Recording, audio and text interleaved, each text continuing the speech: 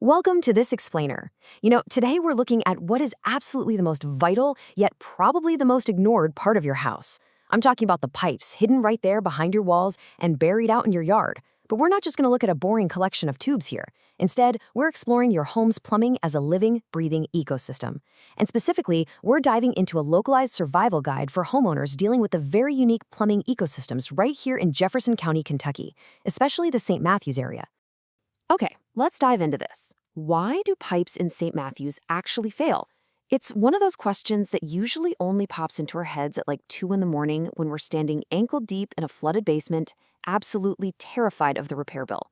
We tend to assume pipes just wear out randomly, right? But the truth is, these failures are highly predictable if you just understand the environment they're operating in. So today, we are going to demystify these failures so you are never caught off guard.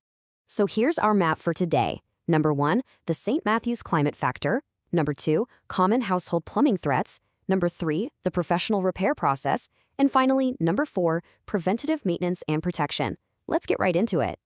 Section 1, the St. Matthews climate factor. To really understand your plumbing, you have to realize it's constantly battling the local elements. It is an ecosystem under siege. Now, this battle actually looks totally different depending on exactly which street you live on. In older, established neighborhoods around Drought Park and Brown Park, those beautiful mid-century ranches often have original galvanized steel supply lines and clay sewer pipes that have been in the ground for, 50 years. They are reaching the absolute end of their lifespan. Compare that to newer developments over near Springhurst and Westport Road. Those homes feature modern PEX and copper pipes. But hey, newer doesn't mean invincible. These materials just react differently to our intense summer heat and crazy winter cold. And this brilliantly illustrates the specific weapons the Jefferson County environment uses against your home. First, the rapid temperature swings from a freezing January to a boiling July literally test every single connection point in your plumbing system with constant expansion and contraction. Second, the shifting clay soil acts like a slow-motion vice grip, just constantly squeezing and pulling at your foundation connections. And finally, Louisville's famously hard water. It acts exactly like plaque in an artery, causing this corrosive mineral buildup that slowly chokes your fixtures right from the inside out. Which brings us to a really harsh reality of living in this specific climate. Quote, "A small leak during a cold snap can turn into a basement flood before morning," unquote. Water damage escalates incredibly fast here, guys. Because of all that environmental pressure, a minor drip isn't just a tiny nuisance, it is very often the warning sign right before a catastrophic structural failure. Moving right along to Section 2, common household plumbing threats. So, what are the specific casualties of these environmental attacks? Let's look at the threats your home actually faces. 8 to 12 years. Just let that sink in. That is the surprisingly short, realistic lifespan of a typical tank water heater in Louisville. Why so short?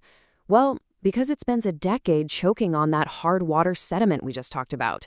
The minerals just build up inside the tank, drastically reducing its efficiency until the tank eventually corrodes and fails entirely.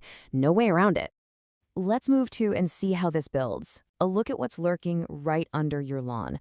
This is the insidious, step-by-step nightmare of root invasion, which is highly typical in those established, beautiful tree-lined St. Matthews neighborhoods. Step 1, tree roots naturally seek out water and nutrients, infiltrating the loose joints of those older clay pipes. Step 2, they expand inside the pipe, basically creating a physical net that restricts water flow. And step 3, all the flush debris and grease you send down the drain hit that net, compounding the blockage until, bam, you literally have raw sewage backing up into your home. A total nightmare. Then, of course, we have the winter threat. This is just simple, devastating physics at play.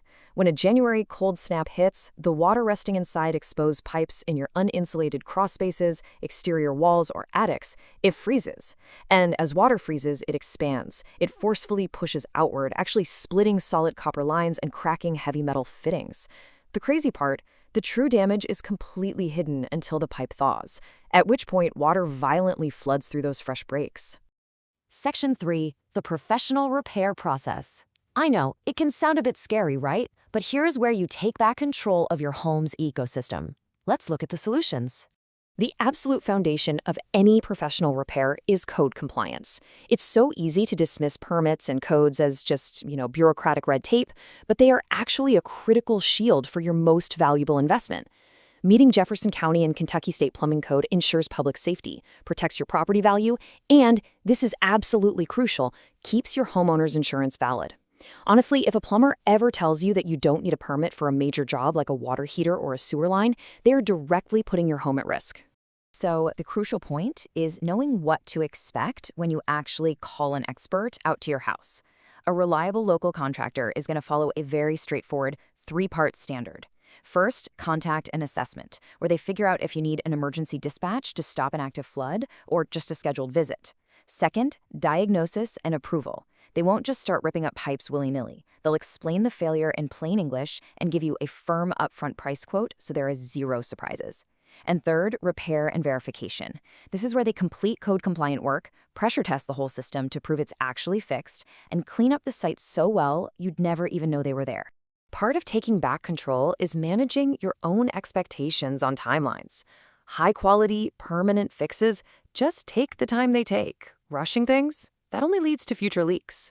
A simple faucet or drain fix? Give them 1 to 2 hours. Swapping out that sediment-filled water heater we talked about? Expect 3 to 5 hours for proper removal, installation, and testing. And if you live in Brown Park and need a whole home repiping to replace those 50-year-old galvanized lines, well, that's a multi-day project for sure. Which brings us to Section 4, Preventive Maintenance and Protection. Let's shift gears from emergency reactions to proactive, actionable defense strategies. Here is how you empower yourself. I'm telling you, this specific time-based maintenance schedule is going to be your absolute best friend. Doing these simple seasonal habits prevents those catastrophic midwinter failures. Monthly, just clean out your drain traps to stop clogs before they even start. Quarterly, take a flashlight and go inspect your exposed pipes for tiny leaks or green corrosion. In the spring, test that sump pump before the heavy rains hit. In the fall, flush your water heater. I can't emphasize that enough. This is huge for fighting that Louisville hard water sediment we discussed.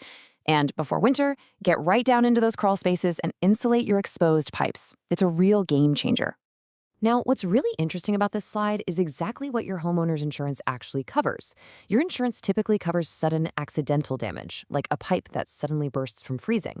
But did you know that sewer backups usually require entirely separate coverage endorsements? Yep. And here is the real kicker. Insurance will routinely deny claims based on gradual leaks or general neglect. If you let a tiny drip destroy your floorboards over 6 months, well, that's on you. Preventative maintenance isn't just about saving your pipes. It's literally about protecting your wallet and keeping your insurance policy valid.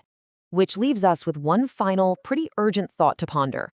Is your home's ecosystem prepared for the next Kentucky cold snap? Or are hidden threats expanding right behind your walls as we speak? Don't wait for a flooded basement to find out. Take a look around your property today, keep these St. Matthews environmental factors in mind, and take immediate action to protect your home. Thanks for joining me on this explainer.